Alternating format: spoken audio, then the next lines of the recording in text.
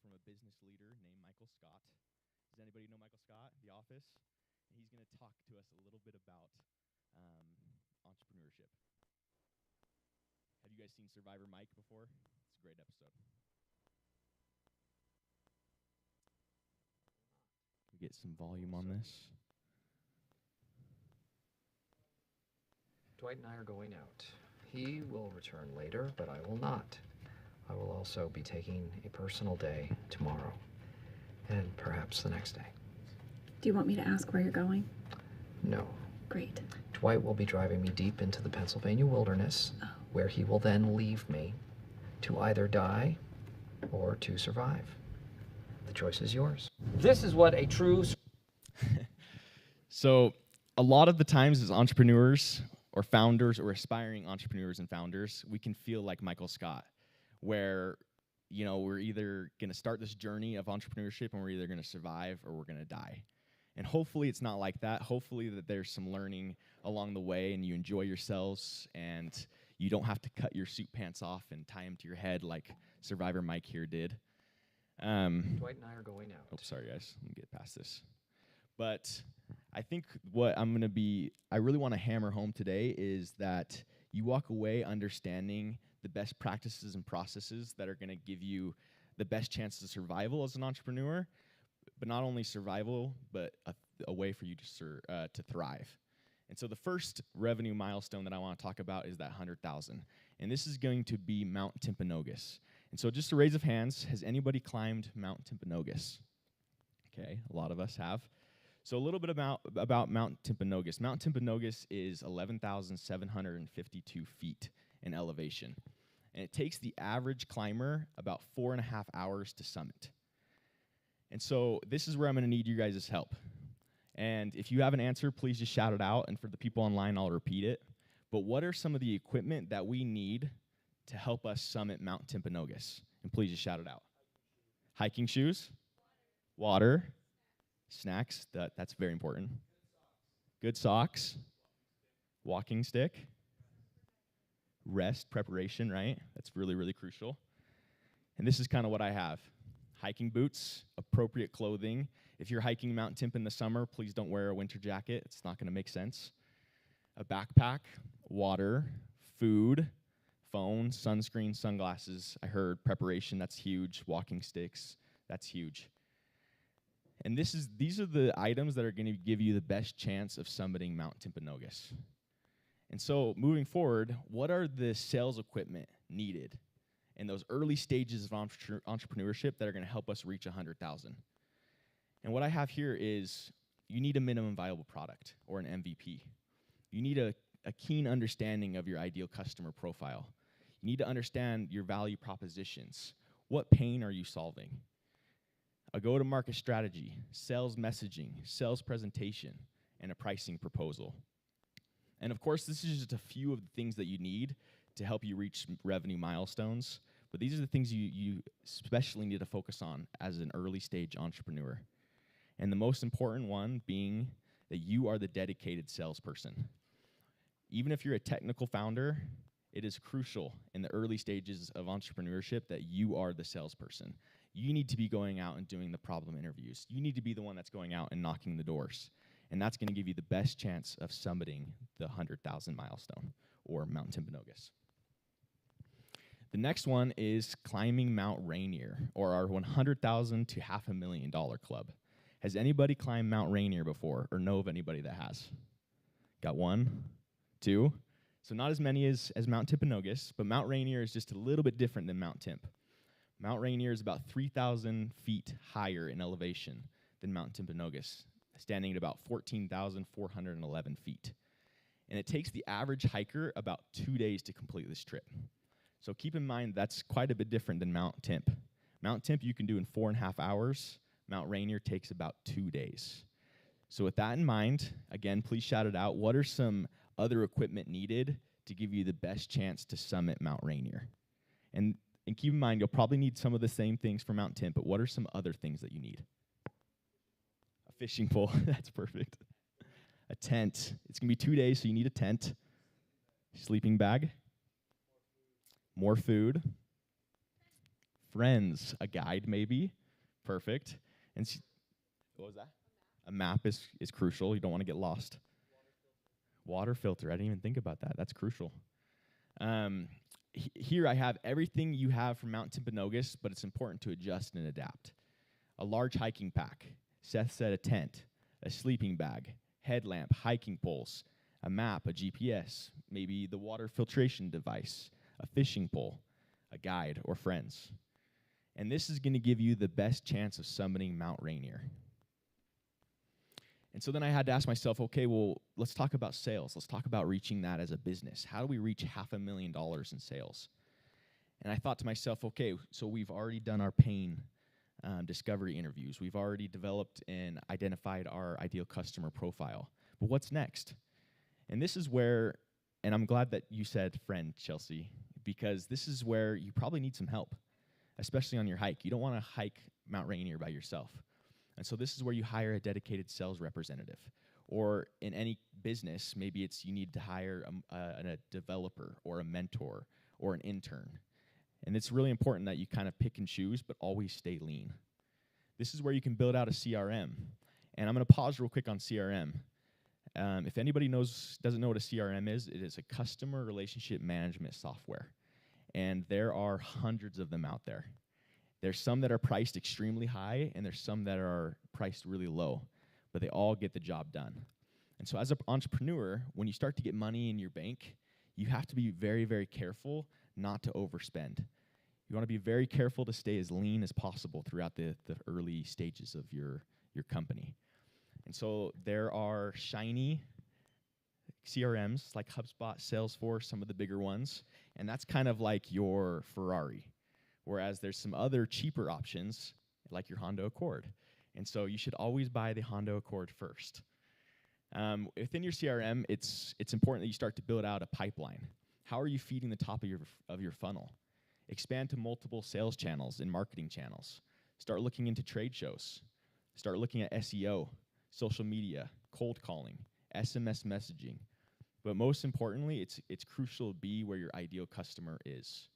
Find out where they live, find out where they're hanging out, go to them, and sell to them. The next mountain I want to talk about is your $1 million and up, and this is our Mount Everest. And I'm not even going to ask if anybody's climbed Mount Everest, because I'm assuming nobody has. But Mount Everest is quite a bit different than the first two mountains. Mount Everest, the elevation is almost 30,000 feet, and it takes the average climber 6 to 10 weeks to summit Mount Everest. And the reason it takes so long is because you have to acclimate to different elevation levels. So there's a lot of different base camps in Mount Everest. There's a lot of different places that you need to go and stop and prepare and adjust.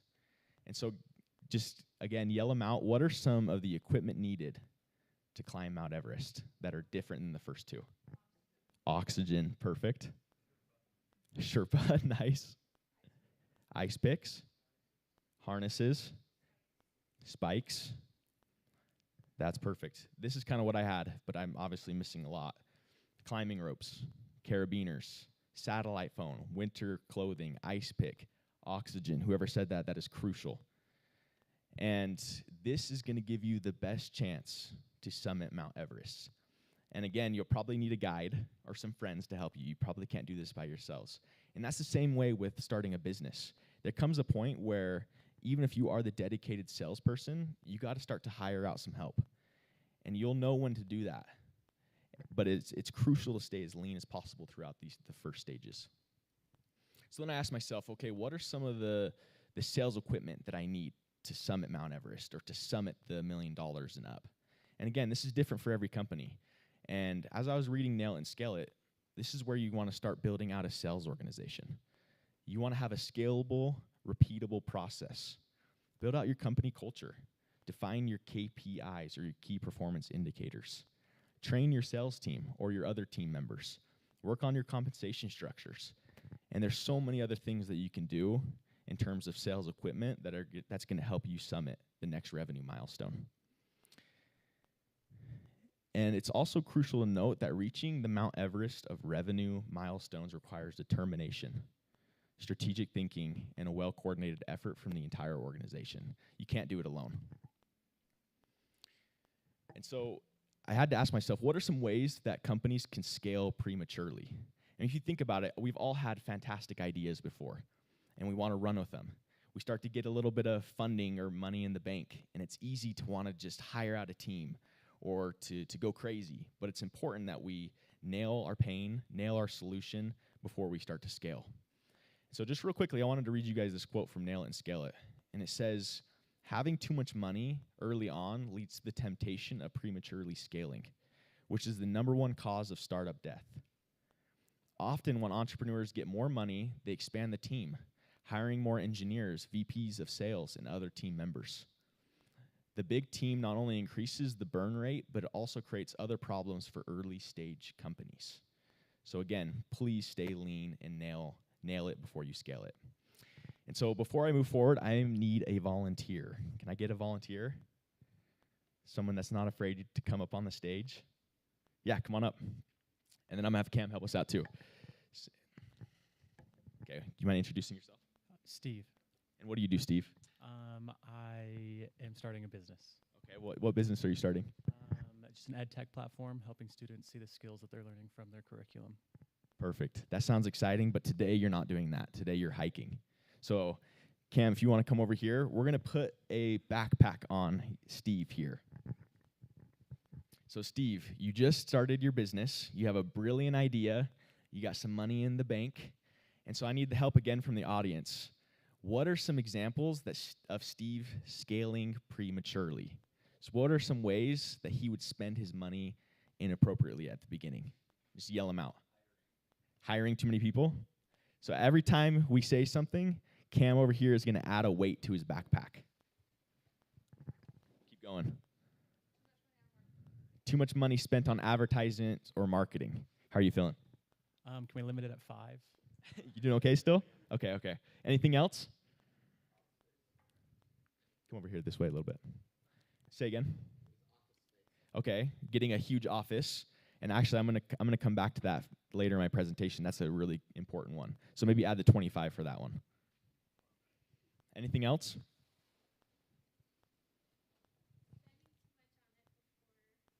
Validating. Yep. Spending too much money. Yeah. Anything else? Maybe purchasing unnecessary software. Yeah, is that heavy? How are you feeling? I'm feeling like I might fall over here soon, but I think I can have a few more mistakes till. Oh, so guys, let's get a few more mistakes in here. Anything else? Not compensating with enough equity. That one's a heavy one. Or maybe not, 2.5. Okay. Thank you, Kai. Anything else? Come on, guys, we got to weigh this down. Yep, purchasing a Raptor, a Ford Raptor, when you don't need it. That's crucial. Expanding to too many markets too quickly. Okay, I think we're good. How are you feeling? Yeah, it's heavy for sure. A lot of mistakes. I know of one way to get rid of these, but it's not going to see my bishop, so. Okay, I'm curious now. What are some of the ways you think you can ease some of this pain, some of this weight?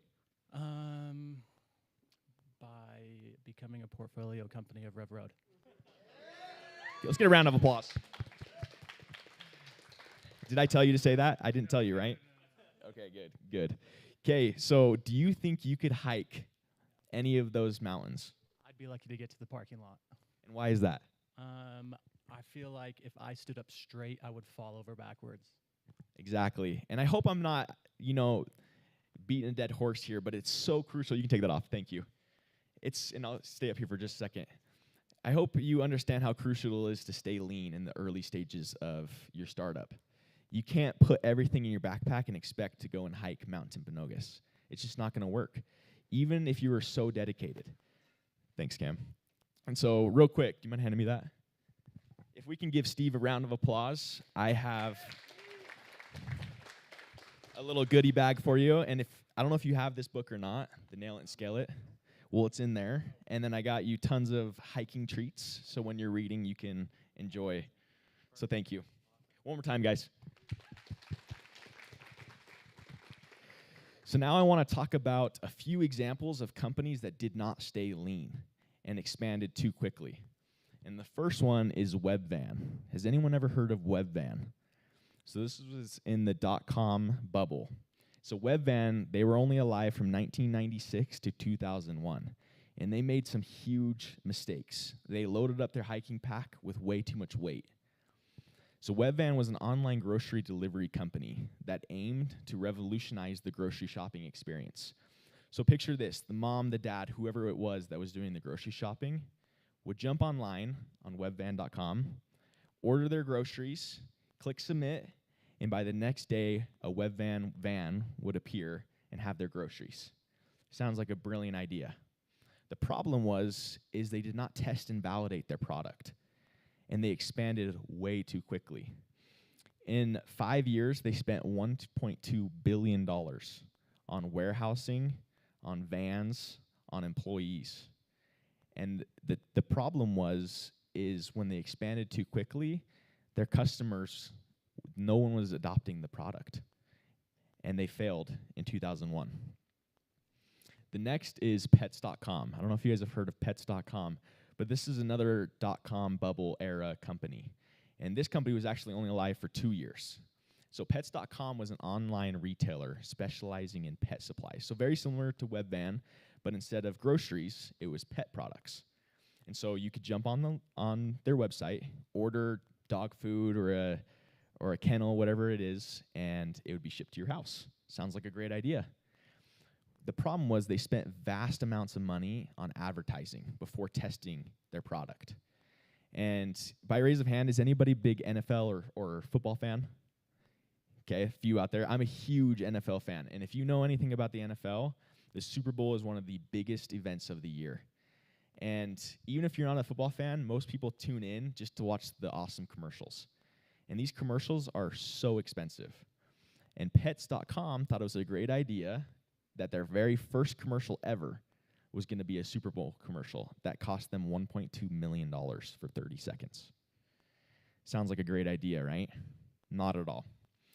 What the problem is their customers didn't appreciate the product. The customers would much rather go down to any grocery store, Walmart, Smith's, Macy's, and pick up their dog food. It was way more convenient for them to do that than to jump on Pets.com, order the product, and then wait. And so that was one problem. The other problem was there was incredibly low profit margins for Pets.com. Everything that they were shipping was heavy, and they weren't making any kind of money off this. And soon they failed. So in 2 years, after millions and millions of dollars, they too failed. The next company I want to talk about is a company called Amazon.com. And I don't know if you guys know much about Amazon.com, but this is a company that did a fantastic job of staying lean and nailing their market. So I was doing a little bit of research on Amazon and on Jeff Bezos, and I don't know if you guys knew this, but Amazon was originally a bookstore, an online bookstore. And so what happened was Jeff Bezos, his wife, and a friend, they started Amazon.com, the book website, in their garage. And so what would happen is Jeff Bezos would wake up in the morning, check the website for any orders, purchase the books in the afternoon, and then have them shipped by the evening. And they did that for 3 years before adding another product to their store. And obviously, we know today that Amazon, you can pretty much buy anything. But what was so special that Amazon did, what Jeff Bezos did, was that they grew slowly. They focused on dominating one market, and they were always careful not to scale too quickly. And that is why they survived, whereas Pets.com and Webvan.com did not. And in conclusion here, we've gone on this journey of embarking on revenue milestones and climbing these mountains. But it's important to know that as entrepreneurs and founders, sustainable growth is crucial for any business. And as you grow, you're met with different challenges, complexities, risks, whatever it may be. But you can always maintain a healthy pace by staying lean, by nailing the customer pain, nailing the solution, nailing the go-to-market strategy, and nailing the business model. And unfortunately, just as it is when we hike mountains, there can be some curveballs thrown our way. You know, maybe you plan a hike and you twist your ankle, or there's a thunderstorm, whatever it may be. but it's important to prepare and pack things that are necessary. And it is the same way with business. You have to stay lean. You have to nail it before you scale it. And as you're reaching each summit, rinse, repeat, and summit again. Thank you, guys.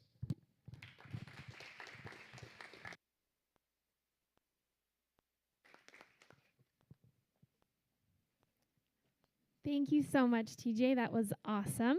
Can we give TJ another round of applause, please? I have started a business before, and let's just say I did not get past Mount Timpanogos, but I wish I would have had these tools, and that is something I love here at RevRoad.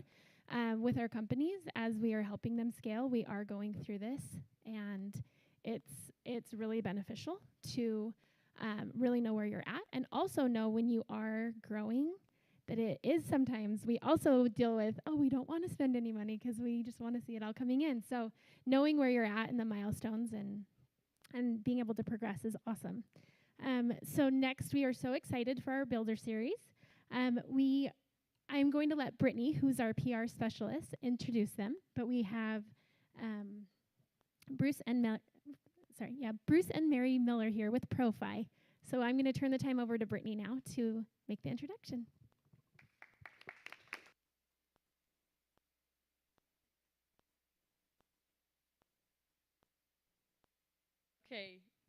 Okay, we're so excited to have Bruce and Mary Miller here today. I'm going to read a quick bio just so you guys can get a little snapshot at who we'll be learning from today. So Bruce's career began in the tech industry with roles in well-known companies like WordPerfect, Novell, and EDS.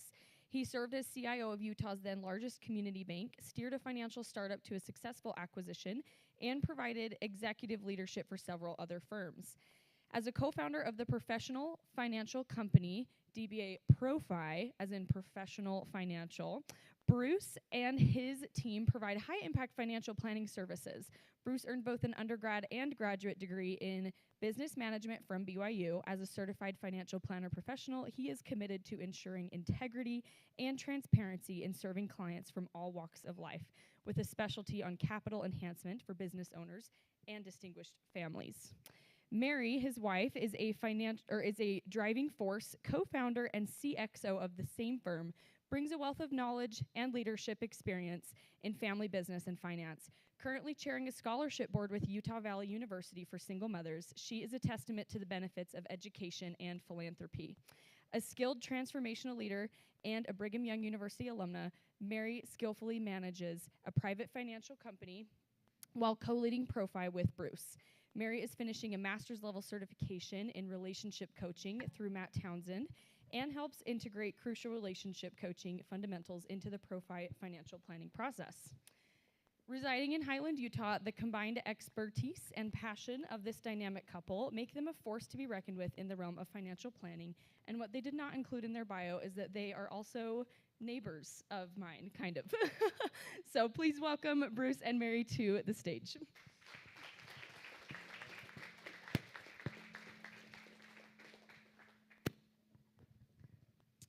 Thank you. Thank you guys for being here today. We're so excited to learn from you and hear some of your fun stories. So let's start by just introducing our audience a little bit better to ProFi, what it is that you guys do and kind of how you got started. That could be a loaded question, so. Well, so first of all, give me a microphone and I'm dangerous. Who knows what's actually going to happen here. I might break out in an Elvis song because I do some Elvis impersonating from time to time. That would be a first on this stage. We'd love to see it. But what we do is professional financial planning. And when you think about like the NBA or the NFL or Major League Baseball, we call them, those are the professionals. So we intentionally gave ourselves the name ProFi, or the Professional Financial Company, because we provide elite, high-impact financial planning services.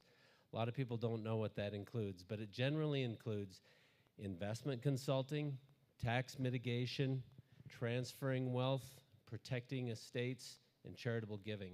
Those are the primary features that we bring to financial planning. And where we make some of the biggest impact are with business owners, entrepreneurs, and distinguished families. So it's where the money is how we help. Retirees, anyway. You have anything to say? Okay, that's awesome. Everyone needs to, pay attention and network here, because one day when all of your businesses are very successful and you are the distinguished family, they'll be able to help you.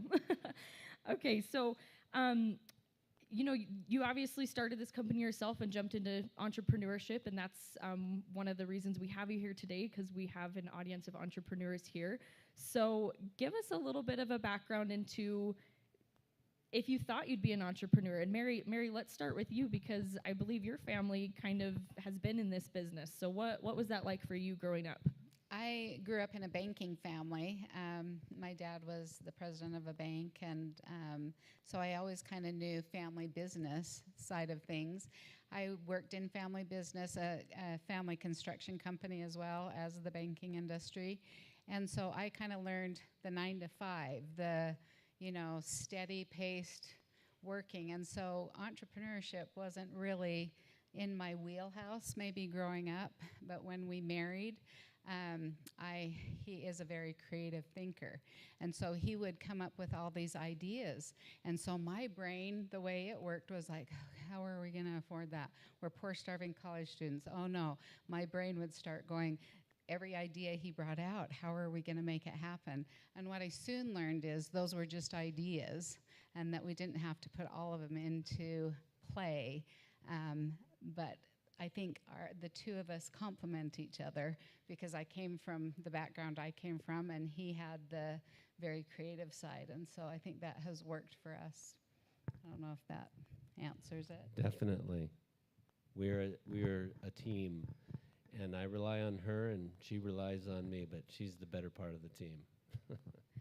And I'm sure, you both had worked in different careers or at different companies before starting ProFi. So at what point did you make that decision to jump into entrepreneurship or into ProFi? I'm guessing there might have been some previous ventures before ProFi, but.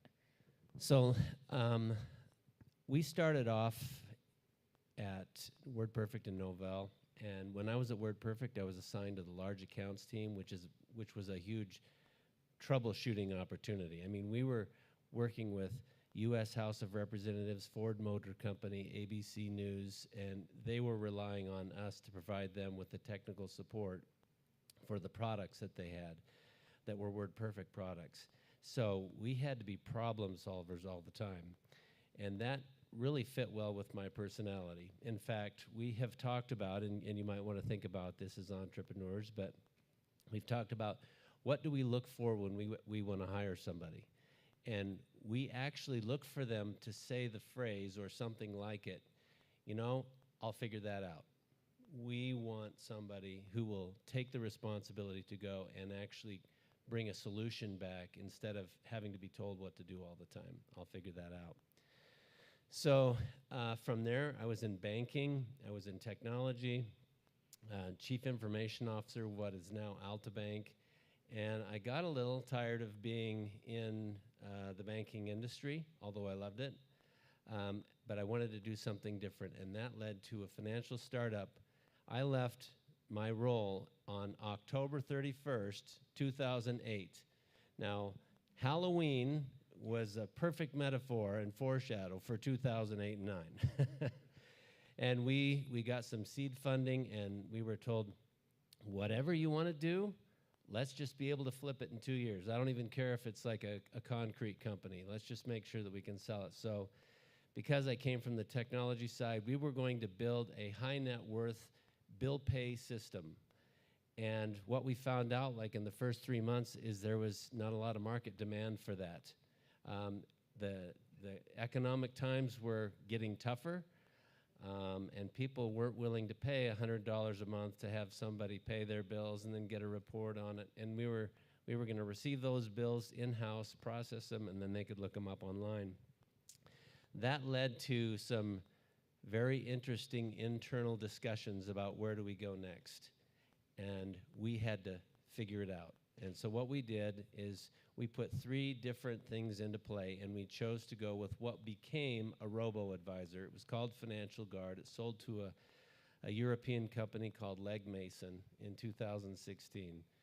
but that also exposed me to what was going on in the financial services industry. It kind of had a black eye. There's a lot of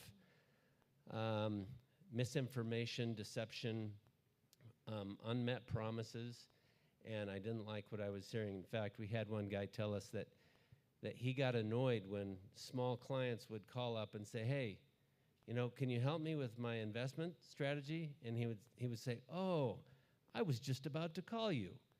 And yeah, sure, here, we got this thing. It's a brand new thing. It's just being launched, and it's going to cost you this amount of money to get into it, but, you know, you can get in it and whatever. And really, the idea was, we're going to punish somebody for calling in and taking my time away from focusing on what I'd really like to be doing by putting him in a loaded fund. And a loaded fund means that you pay an upfront cost that you don't get back in order to participate in a certain style of investment.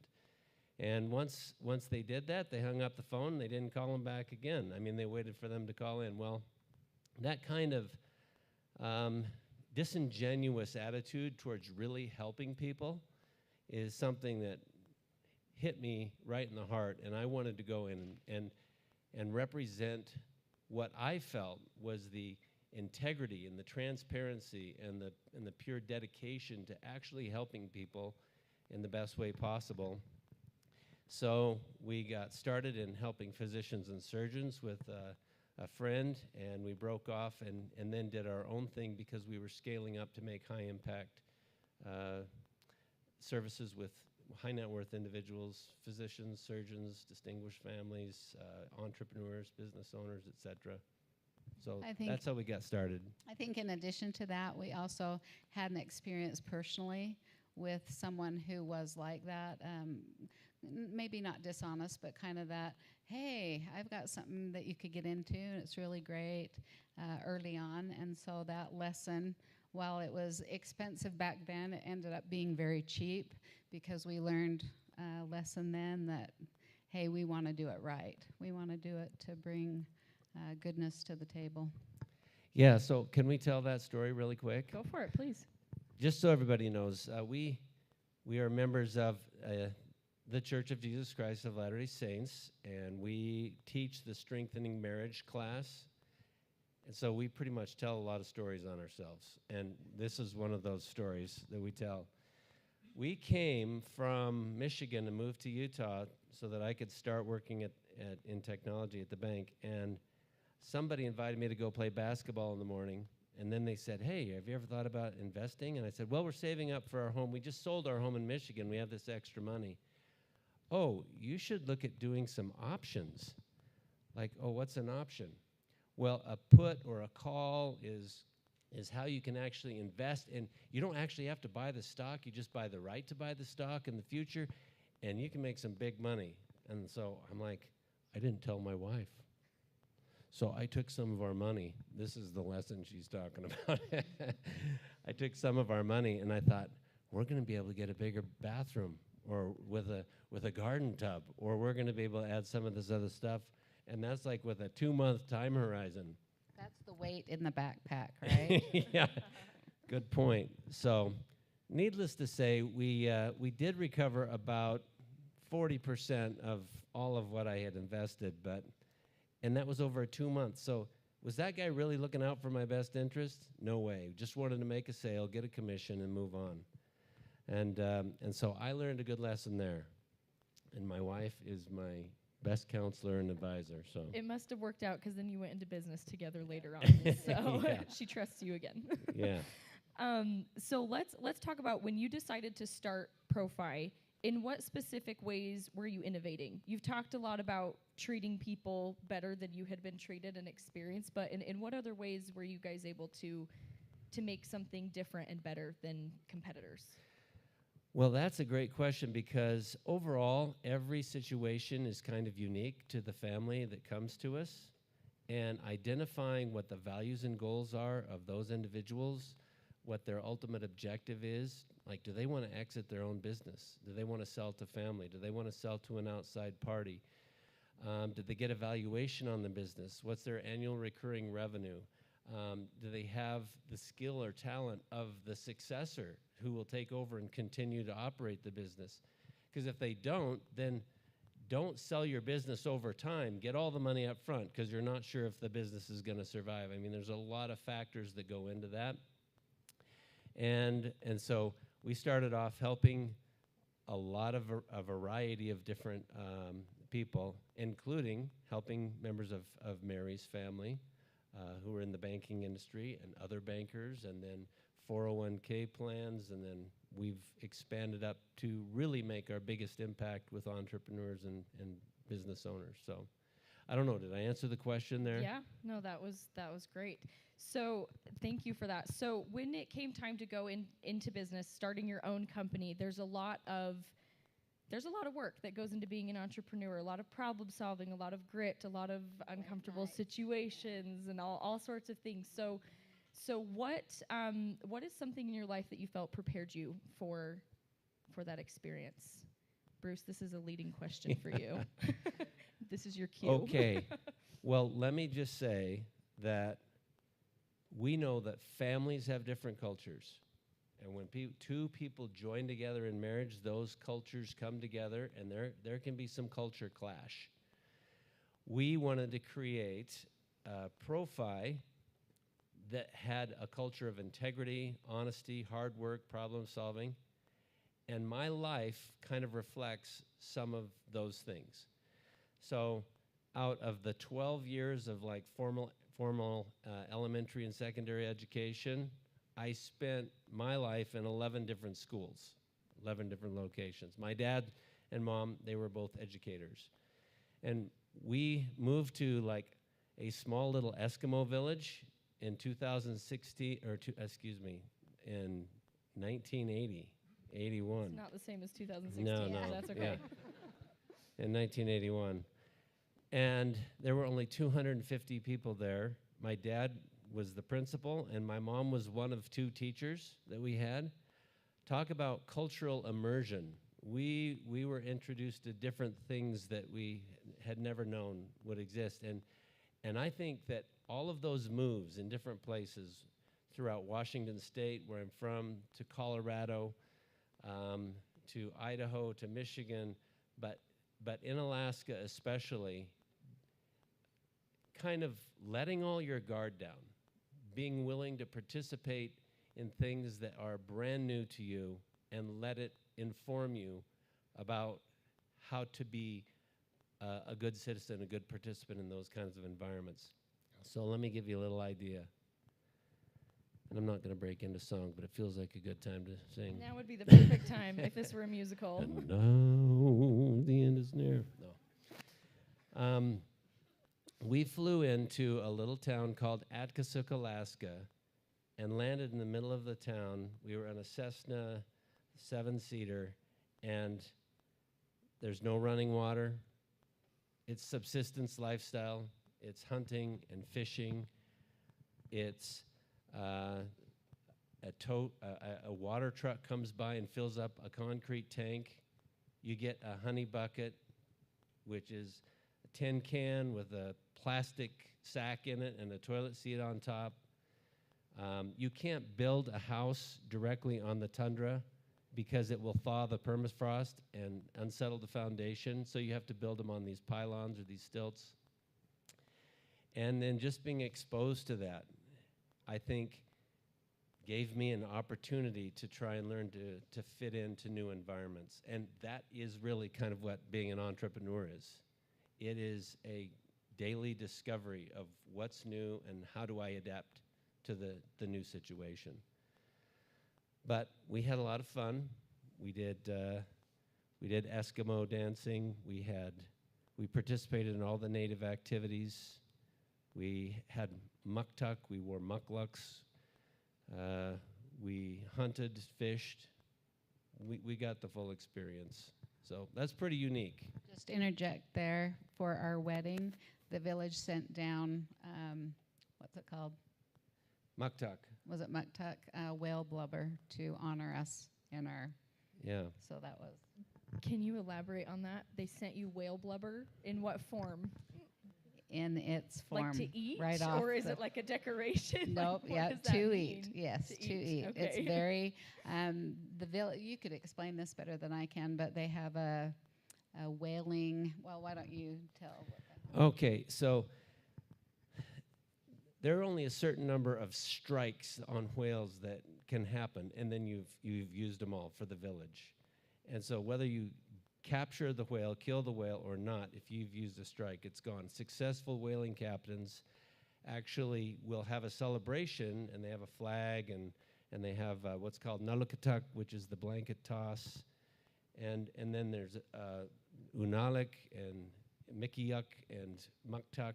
But what Muktuk is it's the skin and blubber of the whale, and they eat it raw, and they save it for celebrations, but they share it everywhere. So they were celebrating with us by sending us some muktuk to honor our wedding.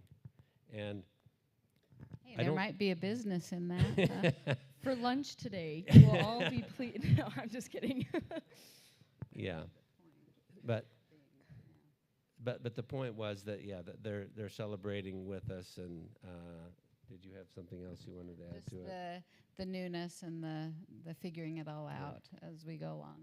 No, that's so true, because there's a lot of experiences that entrepreneurs will find themselves in that are uncomfortable, that are new, that are probably feeling imposter syndrome, all those sorts of things, and just getting used to adapting to your circumstances and finding ways to grow in those situations is really important. Not everyone's going to grow up in an Eskimo village, but maybe that gave you a little edge up on. Well, what learning it how to did deal do with is it provided an opportunity for me as valedictorian of my class. Of how many people? Of a class of 1. Okay. to have a class reunion today and invite you all to be there for lunch a little bit later. So thank you. I love it. Okay, so let's go back to financial planning a little bit more, and you've built a successful business. You've overcome those uncomfortable circumstances and made connections with people and things like that. So what was it like finding your first client for ProFi, for the new business? It was exciting because somebody believed back in me the way that I believed in them, and then we could move forward together. And what I love about ProFi is that we don't have anything to hide. We're an open book. Our tagline is your story from now on, because we focus on the client, and that from now on is a little promise that we all make, that if I've been mistreated or if I've had some incident in my life where I'm not going to let that happen again, well then we're your people to help you navigate the future ahead. But it was awesome to have that experience. What has been more awesome, is finding MVPs in the professional financial company. And Brennan Bowen is here. He's our executive vice president. He's an owner of the company as well. He's in the back, but he is a superstar. We also have other people that are part of our team. For instance, I don't know if anybody knows Dr. Jacob Cybrowski, but he started the personal financial planning program at UVU. He has just decided to come on board and work with us. We also have Dr. Craig Israelson as part of our investment committee.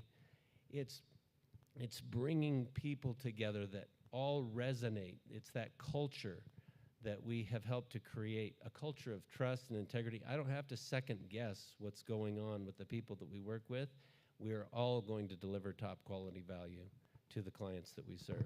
And happy clients will bring in more happy clients, which is what we're finding. Marketing isn't huge on we do some marketing, but our best marketing are happy clients, and they really do bring in the other clients as well. As word of mouth marketing, is that something you think applies to other industries, or is that something really specific for wealth management when it comes to relying on word of mouth marketing? Well, I don't know if we should ask you a question. You're not allowed to, sorry. But I think I will reflect what we hear all the time, and that is, honestly, I don't know how to choose a good advisor. It's so confusing out there. And I'm not saying that that every advisor is a bad advisor. I know that that's not the case. We have a lot of good people who are good advisors out there, but it's difficult to choose or to figure out how to do that. And so we're trying to make it clear what to look for. And at the top of the list is, do people do what they say? Are they literally engaged with helping you solve your problems? One of the things that we do is we stress test high net worth portfolios to make sure that they're actually meeting the goals for the people that we serve. And if there's a gap between what they say they want and what they're actually investing to get, then we'll identify those gaps and figure out how to move forward with them. That's great. Well, and you've talked a lot about with wealth management. There's definitely an aspect of trust. People are coming to you and trusting you with their money. And you mentioned that there were some other people that weren't as trustworthy to you, and that's really what you guys wanted to do with this business. So in what ways have you been able to communicate that trust, establish that trust, hire employees that embody that trust? How has that become part of your culture? Sometimes when you think of financial advisor or a planner, you might think of someone who says, I have this great stock, you ought to invest in it, you'll make this kind of return. That's not our first concern when people come in. We actually have how many questions are on a 90 question thing that we take on a first appointment so that we can get to know, what are your goals, what do you really want? We actually know so much about our clients because they want us to know. After we have that trust, we know about their children, we know about their pets, we know about what their goals are and how they, some very sad stories as well. But once you gain that trust, which we don't want to do anything to falter on that, that is probably the key to having people open up to us about something so important to them, their finances, their family, and that type of a thing. And when it came to hire the third person outside of the two of you, what were you looking for in that person at that time, and how did you know that they would be a good fit for that culture? It was Brennan. It was Brennan. And he's still here today. And yep.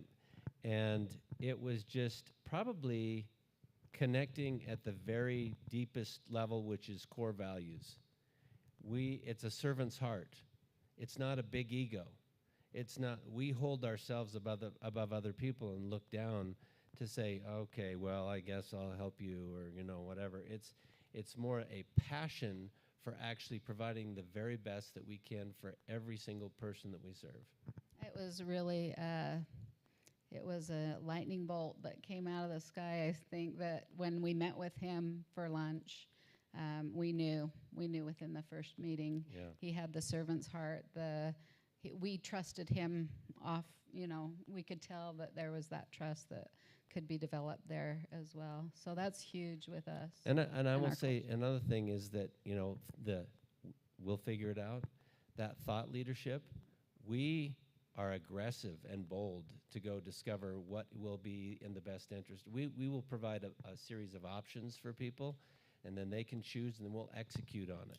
So we actually say, you can hire any number of financial advisors, but if you want true financial leadership, then we're going to help you figure out from A to Z what you need to get done.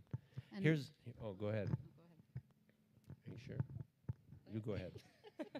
I'll go ahead. No, well, one of our first, I'm back on what I was saying before, we aren't first thinking, what can we have your money to invest it in? We're asking the different goals and what they would like to achieve, and then making sure that they have enough cash first before we move into some of those other elements, because that's really important that they feel secure with it's kind of like the hiking the mountains, the different mountains. You start at a level and then you can move beyond that with people and their money. And another thing we do that's very unique, and this is part of our thought leadership, is that our operational goals are aligned with the client's best interest. So we have 2 advisors meet in every meeting with the client. That way we have 2 sets of ears hearing what the client is saying, and then we brainstorm as a team afterwards about what's the best way to do it. That's more expensive to do it, but it does produce a higher quality work product for the client. Yeah, having 2 people in that room, I'm sure, would be more expensive, but the value is worth it. So I'm going to ask you guys to be a little bit vulnerable here and share a story if there was ever a time that maybe you lost a client's trust or that something didn't go well and then what you were able to do to recover, whether it was with ProFi or previously. Right. Well, so here's what happened. I don't think I've ever lost a client's trust, but I have lost a client. And it was because of a series of miscommunications. So I was up near Timpanogos at a girls' camp, and I came down to check in on how the business was going. This was very early on. Yeah, very early on. With ProFi or Yeah, with the, okay. Yeah, it was actually prior to ProFi. But, and I found out that one of our clients had passed away. So she was a wonderful woman, and her son was taking care of the estate. And the son had called in and talked to two people that were working with and made overtures that he wanted to sell out of his positions so that he could start to divest and then settle the estate, as was indicated in the documents. And so when I heard that, I thought, okay, well, then we will sell out. So I didn't talk to him directly.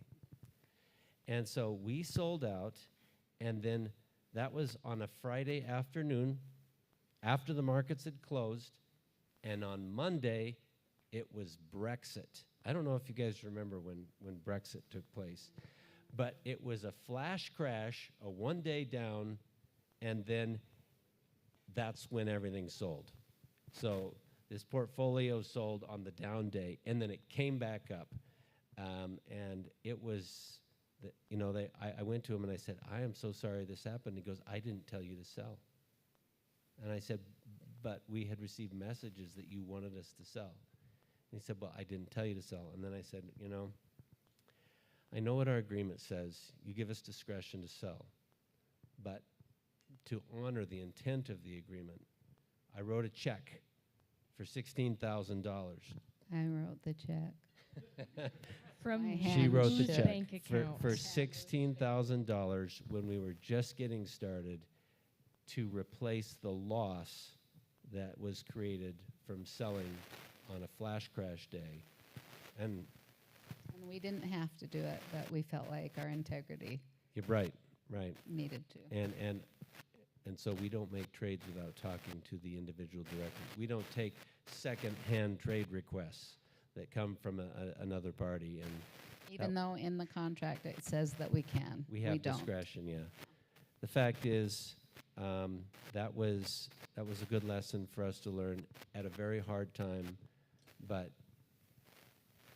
integrity is paramount in our business, and we won't compromise that. I think that's a key word you said there, integrity, because whether or not that person went and told 5 other people, oh, they made a mistake, but they made up for it, whether or not that conversation ever happened, you guys knew what was right, and you guys resolved that. That's awesome. And we've never had to write another check again for that. Good. It was a good lesson to learn early on. And really expensive at the time, but cheap over the years. In the long run. Mm-hmm. You mentioned previously your tagline is your story from now on. Do you want to elaborate a little bit more as to why that's your tagline, why that's important to you guys? Here's what we know, and that is that people work hard. They sacrifice. They miss Little League games. They miss piano recitals. They're trying to do the best they know how to create something that will become a legacy that they can leave for someone else, namely family. And that is part of their story. Nobody's story is all about money. So what we do is we focus on not only how to create and preserve wealth. It's not about how much you make, it's about how much you keep. It's about what investments will help you meet your goals, what kind of lifestyle do you want to live. But helping people understand not only their relationship to money, but their relationship to other people, and then working on helping them build a better story, that is part of what we do. And that's why we say it's your story. It's not about us. You're the hero in your story. And we want to help you be the hero. On the other hand, from now on, like I mentioned earlier, that's like, it's a new starting point. Every day you wake up and it's a new day. And what can you do with this new day? It's a new opportunity for the challenges that lie ahead, and we're here to help people all along the way with their story from now on. So, I mean, it's kind of a renewal of self-confidence, and if I've made a mistake in the past, it doesn't matter because I was trying to do my best, so let's go forward from here. I mean, that's your story from now on. That's great. I can tell you guys are very thoughtful about every component of the business, the culture, the tagline, the client interactions, and all things like that. So what are some sources that you guys turned to at any point in your journey to learn more about entrepreneurship, to learn about running a business, to learn about those interactions with your client, whether it be a mentor, books, events? What are some sources you turned to? Well, we have great mentors in our lives. Her dad and mom are awesome. I learned from my parents in a different way. My dad was one of those guys who was going to win the Publishers Clearinghouse sweepstakes. So we had all these magazines, and her dad was the one who never wanted something for nothing. And early in our marriage, we had a little discovery about that cultural difference that came together, and I sided on the I don't ever want to get something for nothing. So our parents, other people who have been involved along the way, who are our clients who've helped us learn. We love RevRoad, honestly. I mean, I love the model of how they help people. It's not, here's some money, now don't do me wrong. We did not ask him to say that. No, for the I know. record. It's, here are the resources to help make you successful. We love Central Bank, honestly. And we come from the banking industry, and I'm not saying anything about other banks, but Central Bank, as a privately held company, they have greater flexibility in helping people.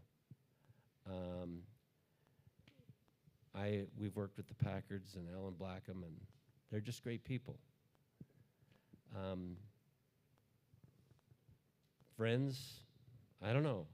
I guess there are a lot of people who've been along the way, along the journey. What I'm hearing from you is resources are out there. If somebody is not sure if they have what it takes to be an entrepreneur, or if they're not sure what to do next, there are people that have been there before. There are resources. Just ask, make connections. Yeah. Yeah. Adding Brennan in brought a wealth of knowledge from his past experience as well. So that added to our wealth of knowledge, his experiences. That's great. Yeah. I'm going to ask you guys one more question, and then we'll open it up for audience questions. So if you guys have anything you want to ask, please be ready and then wait for a microphone. What would be your biggest piece of advice to an entrepreneur? You want to go first? Okay. My biggest piece of advice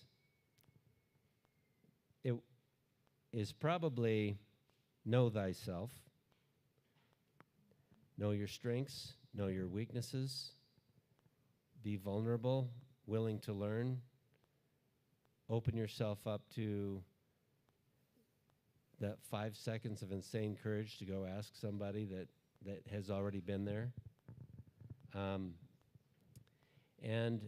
And really, when you actually start into it, you know, you can try to go it alone, but you will save so much time, energy, and money to get the right kind of help so that you can avoid the mistakes. Mistakes are probably some of the biggest setbacks, and I appreciated the conversation earlier about, you know, not wearing a backpack that's too heavy with expenses, because that's going to get in the way.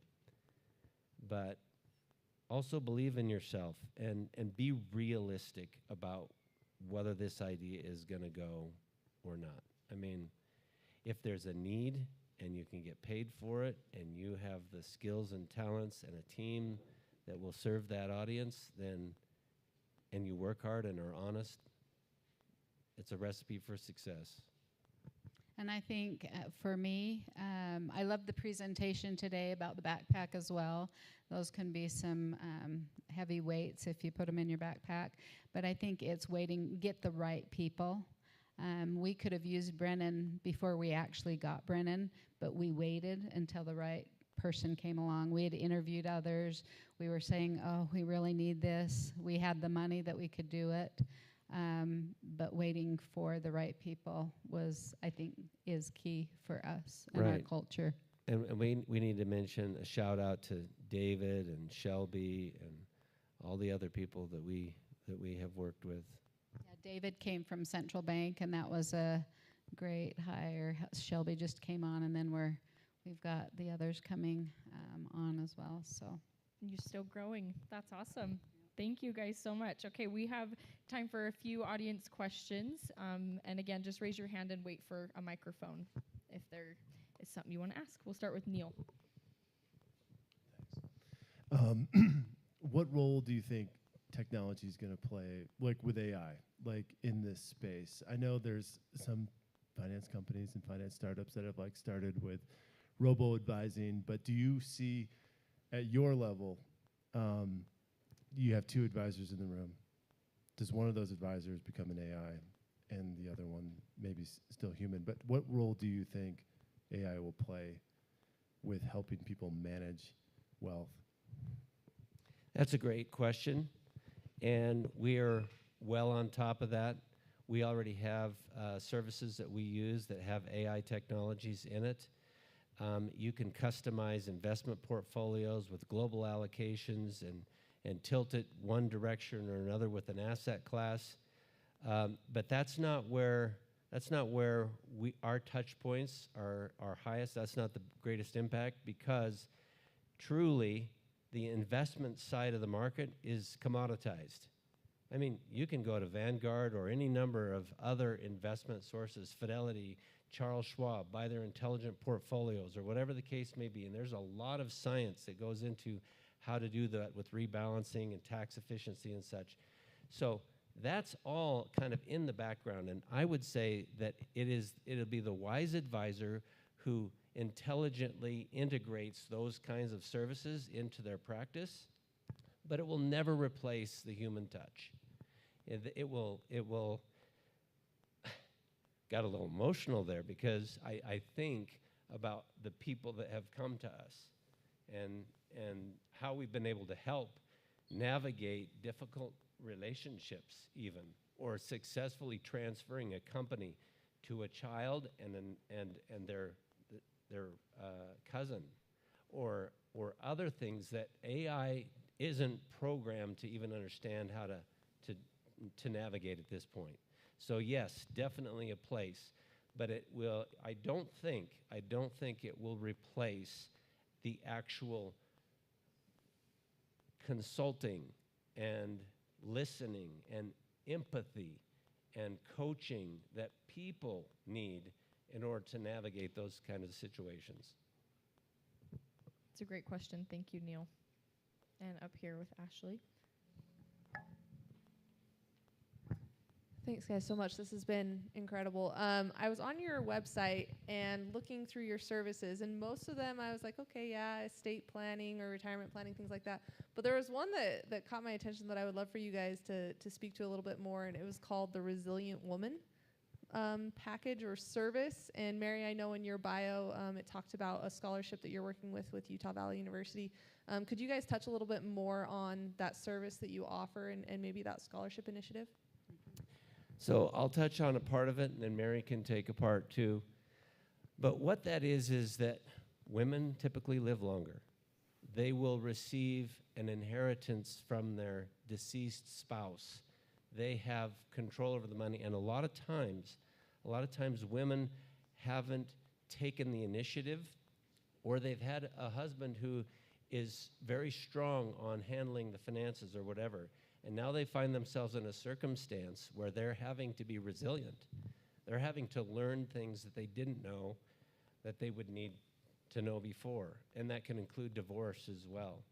So the whole service there is we have a fair number of either widowed or single women in our clientele that we help, and I don't know, there's just something special about the helping women accomplish the goals and realizing a new level of self-confidence and ability and direction for their life. And that's why we called it Resilient Women. Previously, it was suggested that we call it Women in Transition.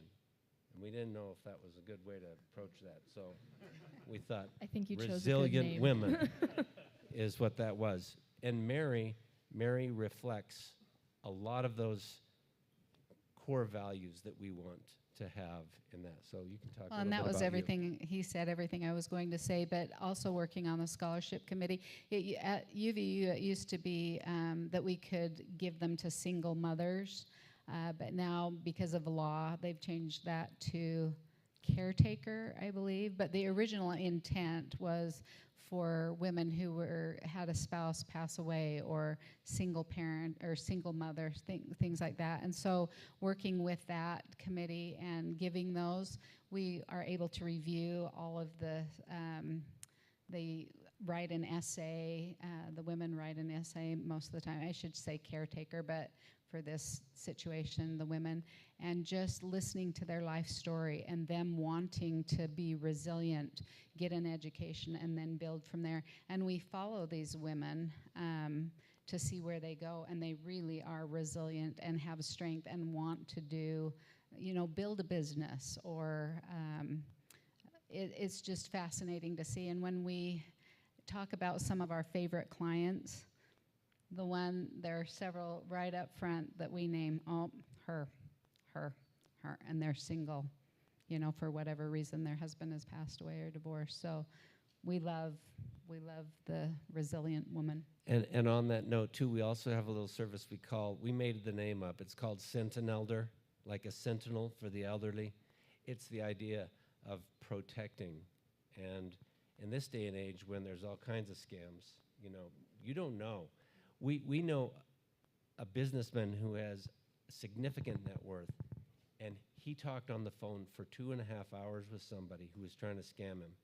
He even said, I'll tell you what, if the police chief calls me, then I'll be willing to talk to you more. 2 minutes later, the phone rang with the spoofed police chief's number. And the guy got on and said, yeah, this is legit. And basically almost took him to the point where he was going to transfer millions of dollars into a different bank account. That's what they're trying to. But anyway, we see these things, and people rely on us to help them make better decisions because of us being very aware and studying what's going on in the industry. And also sometimes along that line, sometimes kids will come to their parents and say, hey, here's something I want to get into, and I think you should get into, or whatever. And we tell our clients, hey, send them to us. Just say, hey, that sounds like a great idea. Pass it by my financial planner, and we'll go from there. So we kind of end up being that yes or no. Right. We help preserve the relationship by giving guidance on a good, sound financial plan. Thank you. If we have one more question, we'll take that. Otherwise, I will wrap us up with our final question. Okay. What we like to, was someone raising their hand? Sorry. Okay, scratching your nose. What I always like to ask people at the end of these is just kind of some encouragement for anybody that doesn't see the light at the end of the tunnel quite yet. So what is something that your success has allowed you to do? Well, I love to travel. And so we put Brennan on notice this year that we're doing some more traveling. So that's what I've loved about what we're doing. We've set it up in such a way that we can travel. What are some destinations that you have in mind? Well, my bucket list is the 7 continents. So we've got to do Antarctica and Australia. So, oh yeah, and Africa. He used to live in Alaska, so I'm sure you'll make Antarctica We've work. been Alaska. That'll be great.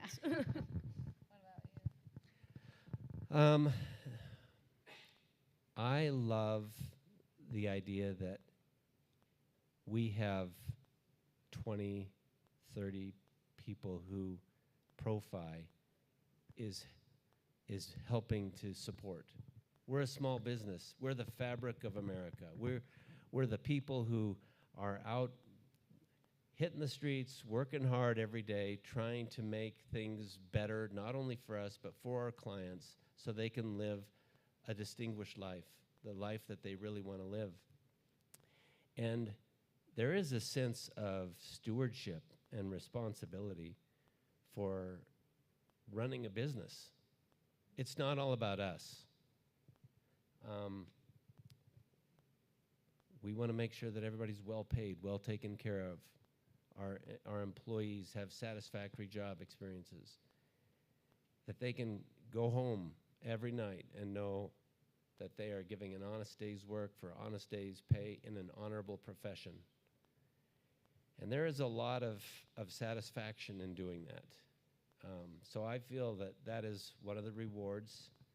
If you're doing something good, keep doing it, and then give back in other ways. I've found that if you want to call it karma, if you want to call it the law of reciprocity, whatever, when you give of yourself with no expectation of gain, there is something that transforms you into a better person. And so I think that is also a very rewarding thing to have in life. That's awesome. Thank you guys so much for coming in and sharing your stories and experience and expertise with us. We're very grateful for that. We would like to give you each a little gift bag to thank you for your time. And just one more time, feel free to stay after for lunch and to get to know Mary and Bruce and grow your network and just continue to meet people that will help you guys accomplish your own entrepreneur dreams. So let's thank them so much for coming, and then I'll turn the time back over to Chelsea. Does anybody have a birthday today? Anybody have a birthday today? Darren? Nylan? Who are we pointing at? Yours was yesterday. Okay. I said I do Elvis sometimes, so this is your happy birthday song. Okay, ready? Happy birthday to you. What's your name? Carrie. Happy birthday to you. Happy birthday, dear Carrie. Happy birthday to you. Thank you for that special treat. That was awesome. Okay, thank you guys so much. And Chelsea, all yours.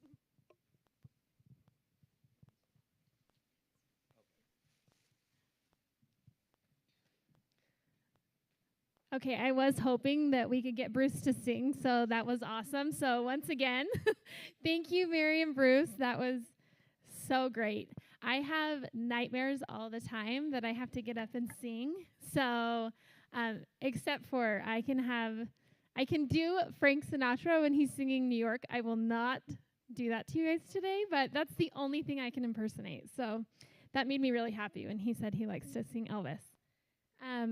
So, okay, just a little bit. One thing there, I took so many notes about what they said, and I loved it so much. One thing that I really loved, though, that they talked about was Brittany asked about their first client, and Bruce said, he said, it's exciting because someone believed in me as much as I believed in them. And that's awesome. It's true, because with entrepreneurs and what we're doing, we believe in what we're doing, and we're doing it to help others and benefit. So it's really exciting when we see that they believe in what we're doing. And then I love that Mary, on top of that, said, happy clients bring more happy clients. So I have all kinds of notes from them. So hopefully you guys took some good notes too and learned a lot from them. So can we just give them one more round of applause, please?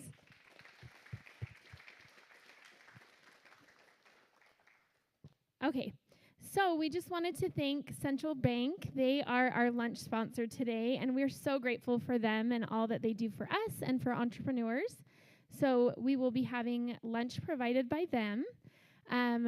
Just wanted to thank Bruce, Mary, TJ, and Brittany for all that they did today and for all of you for attending RevU. And we do have one more awesome announcement. If you guys have not heard yet, we are doing a new partnership with the Kiln. So we'll be moving to their new Provo location, which is just down the street from here, kind of, and just across the street from Walmart in Provo. So our next RevU will be at the new location held on September 7th, Thursday, September 7th. And our featured founder will be Susan Peterson, and she's the founder of Freshly Picked. So we're really excited. We can't wait to be moving over to the Kiln and hope that all of you can come and attend and be with us. And enjoy some lunch today. Get to know somebody. If you see a face you've never seen before, say hello. Build those relationships as Bruce and Mary talked about. So thank you for coming today.